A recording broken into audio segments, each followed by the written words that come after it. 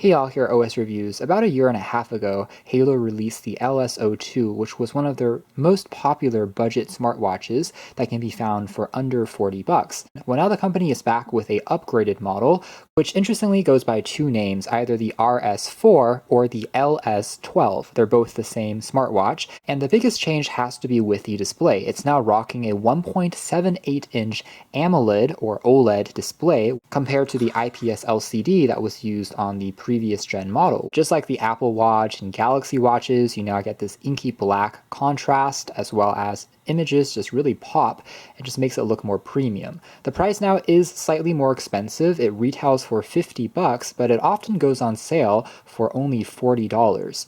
With that being said, it still is a relatively entry-level watch in the sense that functionality hasn't been significantly upgraded. You won't find built-in GPS, but you can use connected GPS with your phone if you're tracking your route when running outdoors. There's 12 sports that you can track, and there is a blood oxygen monitor on this model. It has a zinc alloy shell, so constructed out of metal instead of plastic on the predecessor, at least with the frame. Now, we are still talking about IP68 in terms of water resistance, so you can use it when showering, when in the rain, and it will survive, but it's not as recommended to use if you're swimming. It doesn't have, let's say, 5 ATMs, which many of the more expensive devices may offer. But still, just having this AMOLED display on such a low-cost watch is really amazing to see. It's a functionality that was once reserved for flagship devices. The battery here can last up to 10 days, at least it claims, on a full charge. If you're using it in the stamina mode, it will last up to 20 days, but that's turning off many of the continuous heart rate monitoring. And otherwise, very simple presentation. We have just the watch on top.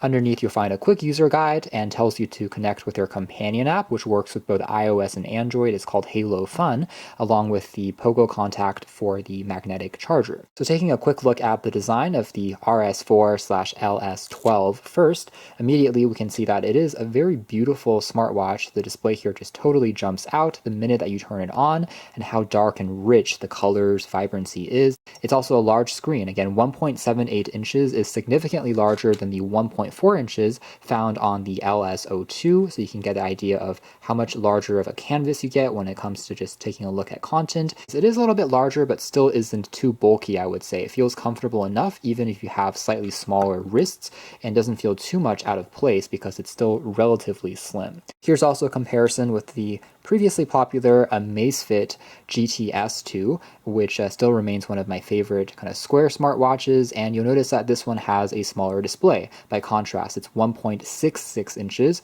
Another comparison might be the Amazfit GT S2 Mini, which was an even cheaper watch for Amazfit at the time, but we're still talking about easily 2 or 3 times the price of the Haylou watch. And this one has an even smaller 1.55-inch display, but both have that same contrasty nature thanks to OLED. Anyways, a closer tour here. It also has kind of interesting curves and edges in terms of how everything is fit together, especially the watch band. As you can see there, the strap is this very symmetrical shape. And how you wear it is also kind of interesting. You put the buckle through here, and then the band will actually wrap on the inside like that. So it gives you a very secure fit. As usual, the watch straps can be removed to be replaced with other textures, colors, and materials. And on the very back here, it is made out of a polycarbonate plastic, but that's to make it less irritating on your skin compared to metal. The band, though, like I said, is constructed out of zinc alloy, very cold to the touch, a simple power key on the side there, optical heart rate, SpO2 sensor, and the charging contacts. Just really good fit and finish, I have to say. It feels as good as the aforementioned Amazfit smartwatches, which, again, by contrast, are going to be more expensive now. It does have a raise to wake function, so whenever you tilt the display up, it will turn on to life. The glass here is 2.5D, so it slightly curves off at the edges, making it feel a little smoother as you're swiping along, and sensitivity of the watch has been great so far. Now, one thing I will say though is I haven't actually seen a always-on display mode yet, which many of the other OLED watches have. Essentially, if they aren't being used, they're displaying kind of a more simplified watch face. The background is dark, so it consumes no power thanks to the OLED technology. Only when you wake up the screen, you get that full dial view. So I think this is something that I would like to see Haylou add on via a software update. In the max brightness level, I had no issues in terms of viewing it even under some moderate sunlight, but you can always decrease it, increase it yourself, and adjust the properties. It doesn't have an automatic light sensor built on in, but still it's easy enough to adjust. The UI of the watch remains largely unchanged from what we saw in the previous gen smartwatches from Haylou. Still, it's very easy to use, and perhaps the biggest visual addition is now we have a universal tray that holds all of your applications that the watch can run at once. We can swipe left and right to go through a carousel that will loop back and forth between other widgets. You can see some slight moments of hesitation, but at the end of the day, it still is pretty responsive. It doesn't really get in the way of you enjoying to use the watch. So the first tile over, we have access to number of steps, calories, and distance walked for the day. I can also swipe over again to take a look at my heart rate, swipe down to take a look at a map continuously for the entire day and how my resting heart rate compares. I can also swipe over once more to take a look at the SpO2 blood oxygen monitoring, which isn't tracked automatically, or I should say continuously, like most smartwatches. So in this mode, you have to typically hold still for about 10 to 15 seconds, and then it will give you that percentage metric.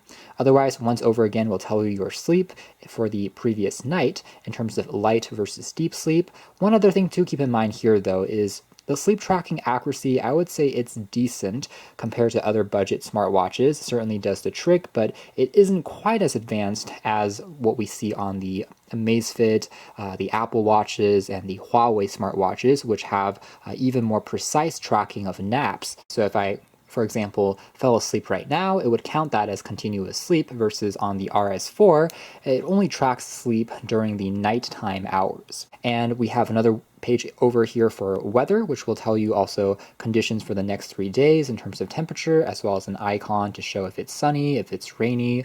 Once more again, we'll give you this meditation screen, which allows you to take a break and kind of breathe in, relax with the icons on the watch for 1 minute or 2 minutes. It has a haptic vibration that not only will alert you, but also tells you if you have notification coming in, for instance, when you are paired with your smartphone. You'll be able to see text messages as well as social media messages, but like most entry-level smartwatches, you won't be able to reply to those messages, and it can hold up to 5 watch dials at once, and you can customize it with many more options via the companion app, which is great. You can even use your own photo as the background image. So you can really tell here with this analog style how just detailed this display is. It truly is almost a flagship grade display for a wearable, I have to say, and that is super impressive and improves the entire experience of the watch as a whole. A few other options which do look pretty neat, especially again with the colors being so vibrant, and it all seems to be fitting quite well with the watch. Another one slightly more inspired by the Apple Watch.